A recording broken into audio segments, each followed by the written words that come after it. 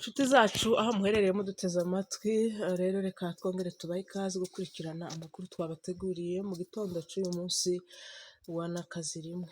Rero hari benshi bakomeza kwibaza uko byifashe mu misozi miremire kuri uyu munsi. Rero nk'uko twakomeje tubibabwira, ntabwo tuba dushaka gufata inkuru cyangwa se twimajinye tureba gusa twebwe n'amaso, ariko biba ngombwa ko tureba ababishinzwe ari bo cyane cyane umuvugizi w'ingabo za Twirwaneho, Fande Rugabo, akaba ari we turi kumwe kugira ngo atubwire situwasiyo y'akarere uko yifashe. Rero nk'uko musanzwe mubyumva munabizi, muri kumwe n'Indondo TVN hamwe na Eco Media TV. Rero ikaze muri iki kiganiro. Murakoze cyane, turabasuhuje abantu bose, gutangira kuri mwebwe mwenyine abanyamakuru mwabashije kuza kugira ngo tuganire. Tukaba dusuhuje n'abanyaminembwe. Abanyaminembwe nizere ko mumeze neza muri iki gihe. Akenshi twahoraga tubaha pole z'igitondo n'umugoroba kubera ibibazo muhura nabyo, ariko ubu ngubu hari agahenge. Abaturage mwese ba Minembwe turabasuhuje, dusuhuje inshuti zacu zose hirya no hino, inshuti za media zacu, inshuti zanjye ubwanjye, inshuti z'Umurenge, inshuti za MRDP, inshuti za FC, za M23, inshuti za Revolution, inshuti zikunda gakondo yacu. Abo bose tukaba tubasuhuje aho muri mwese. Tuvuga ati yambu kuba ubukeye mu gitondo ni mwaramutse, n'abandi bwije ni mwiriwe. Tukaba tubasuhuje. Yego murakoze Fande. Rero sinzi ko mwabyutse hano Murenge byifashe gute? Muri o plateau ya Minembwe cyangwa y'Umurenge iwacu abantu babyutse neza. Dutangiriye mu ruhande rwa Rurambo nta kibi twumvise cyahabaye, ndetse no mu Ndondo ya Bijombo ni amahoro, muco hagati ni amahoro, kugeza Mikenke ni amahoro, uruhande rwa za Karingi na Bidegu na Gakenke na Karongi n'ahandi ni amahoro. Katubabwire kuko izo ari zo newo zari zimeze nabi cyane cyane mu bitero byari byaribasiriye ako karere, kagasenya, zikica abaturage, zikica amatungo, zigasenya amazu, zikarya imirima.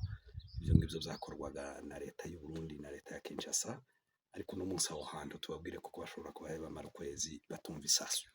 Kadushimire ingabo zacu zabikoze kugira ngo aho hantu amahoro agaruke.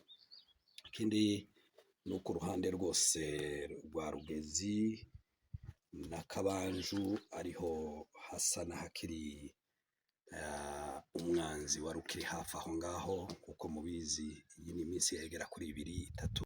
Ni imisozi iteganye ariko itandukanyijwe gusa n'uruzi rwitwa Rwiko. Waje iburyo hakurya y'uruhande rwo hakurya hakaba muri Kabanju n'iriya misozi iri hariya za Kinyukwe za hehe, ariko nanone iyo uri aho ngaho uba ubona bagenzi banyu bari muri hakurya.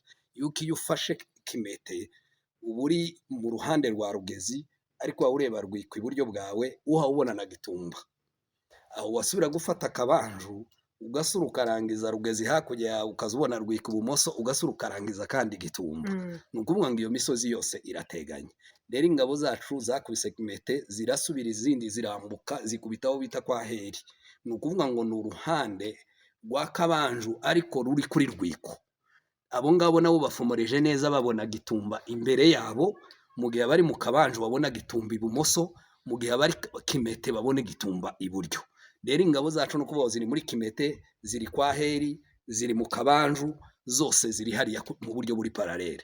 Rero abavuga ati izenda twari muri Kabanju ariko twayivuyemo, ingabo zacu ziri muri Kabanju bidasubirwamo, ziri kwa Heri. Ni ukuvuga muri Kabanju yo hirya yerekeza kuri Rwiko, iri imbere ya Kimete. Ni ukuvuga ngo twese ko turabona ko turareba Gitumba imbere yacu. Iri ya ruhande rundi rwo kuri bahita gute, hariho utundi dusozi twerekeza mu Rurenge, sinzi ukuntu bahita, hari udutopu twose twerekeza mu Rurenge hariya, twose twamaze gufata natwo turi aho ngaho, ariko nanone hose ni muri Kabanju, uri hafi aho ngaho muri Kabanju ni ingabo zacu zikiri kugeza none. Abavuga yuko bashobora kuba bageze Imirimba n'ahandi, ayo bara amakuru y'abantu. Gusa icyo twababwira ni uko umwanzi wa Mayimayi akiri aho hafi, ariko abaturage bose bamaze guhunga. Ubu tuvugana ku Mukarati ni ukuvuga ngo iyo uvuye za Kimete werekeza na Gatete aho ubanza kugera hambere ni ku Mukarati, umuhana munini cyane w'abafurero, uwo nguwo nta muturage kurimo. Ahantu bita Igasiro nta baturage bagihari, ahantu bita n'Agatete nta baturage bagihari. Wasubira kugaruka runo ruhande ni ukuvuga ngo kino kiyaya cose kiri iruhande rwa Rwiko cose nta baturage bagihari kugeza mu Gitumba. Wasubira kwerekeza Kabanju n'iriya mihana yindi yose yajagira urenge imanuka iriya misozi werekeza za Matanganika, abaturage bose bahunze. Aho nanone ukagenda ukika hafi ya za Kabirabira, ni ukuvuga ngo ni ku ruzi gusa wambuka Ikabirabira uba ugeze muri Mirimba. Abo baturage bose barambutse bageze muri Mirimba. Ahantu hasigariye abaturage bakeya muri uru ruhande rwo hakurya ya Rwiko ni ahantu bita za Rambo, muri Rambo za Gipepe, aho niho hasigaye abaturage bakeya ariko abenshi bamaze kwambuka Imirimba. Mu gihe tumaze kumenya kuko harimo ndetse n'igice cinshi c'abaturage ba Mirimba nabo bamaze guhunga, kera batangiye kwerekeza uruhande rwerekeza za Misisi, gwerekeza niriya muri uriya Mushasha ho hirya. Ivyo rero niko abaturage bameze, ariko mayimayi ziracahari, kandi muzi kuko mayimayi ntabwo ari abasirikare. Mayimayi ni abaturage barwana bagataha mu mazu yabo. Iyo rero abagore babo n'abana babo bahunze, nabo bajana nabo nika kurya bavuze ngo uruzi iyo rugiye niyo n'amabuye azaja. Rero ico twobwira babo, ariko kera abaturage batangiye kubatera ubwoba yuko inka nyinshi zahunze, bose bakomeje bambuka Butungu, abandi bambutse za Mwenya bakomeza berekeza muri Mirimba. Rero uko nguko niko harimeze, ariko ko turahamagarira abaturage kugira ngo batahuke bave muri ivyo byo gukomeza babana birukankana na mayimayi. Mayimayi ntaho izobajana, mayimayi ntabwo izobubakira, mayimayi irabasenyera, mayimayi izabanyaga ibyanyu. Ivyo rero nibyo turimo tugerageza kubwira abaturage bacu kugira ngo bagaruke, naho ubundi uko niko intambara zihagaze. Rero ico tushaka kugira ngo tubwire abantu nuko benshi bihutira ikintu kivuga ngo se kuko imutaragera Imirimba, kuko imutaragera hehe. Ntabwo turi hano kugira ngo turebere udutopo tw'imisozi, ahubwo ico dukora no kugira ngo twigize y'umwanzi kugira ngo abaturage bacu bamererwe neza. Turacari ko dugira ngo abaturage bacu baminembwe baruhuke bahumeke, igihe cari kirekire imyaka myinshi drone zibari hejuru. Nico gituma twarashe uruhande rwa este tugakubita umwanzi wari muri Mikenke kuri Poezero Gakenke, tukamwigizayo, tugasubira Gipupu tukamwigizayo. Ubu twagiye Side ko turamwigizayo, nyuma yaho tuzoje Burengerazuba n'imbaraho aduya kiri nawe tumwigizayo, tumukonereze kure. Nyuma y'ivyo ngivyo abayobozi bacu bazobona gupanga izindi gahunda zibindi bigomba gukurikira. Ariko ico twobabwira nuko tubatangariza kuko Minembwe ituwe imeze neza, ari amahoro, nta drone iheruka kuyirasamo. Abaturage ko barahinga imirima yabo, abarimo bahinga, abarema amasoko ko bararema, abaja ku ndondo ko baragenda, abaragira inka zabo ko baraziragira. Yewe ndetse twageze muri Gipupu hariyo n'ubwatsi bwinshi, inka zariyo rwose abasirikari bariyo batangiye kunywa amata, ndetse ko baragera aho bakanywa n'ikivuguto. Rero ibintu byose bisa neza. Ico twababwira nuko Minembwe igendwa. Ego fandi, hari n'abavuga ko bakunze kuvuga ko ari mayimayi yazirwaniye, ariko hari amakuru twashatse kumva ko bashobora kuba bavanze n'interahamwe. Sinzi No, abavuga gutyo ndatekereza ko ari abantu batekereza ko abarimo barwana n'abana b'abafurero bo muri kariya karere. Ariko bamenye kuko Kimete yari irimo abasirikari benshi. Murabizi kuko mu minsi ya mbere ishize twabashije gutera kugeza ubwo twafashe n'abasirikari twerekanye kuri social media ba FARDC. Sabo ngabo gusa. Murabizi kuko no mu gihe cya mbere dufata Rugezi twafashemo n'abarundi barimo n'umwana w'umukobwa, yewe na za mayiti nyinshi zari zambaye n'amateri yabo n'amadarapo ku maboko.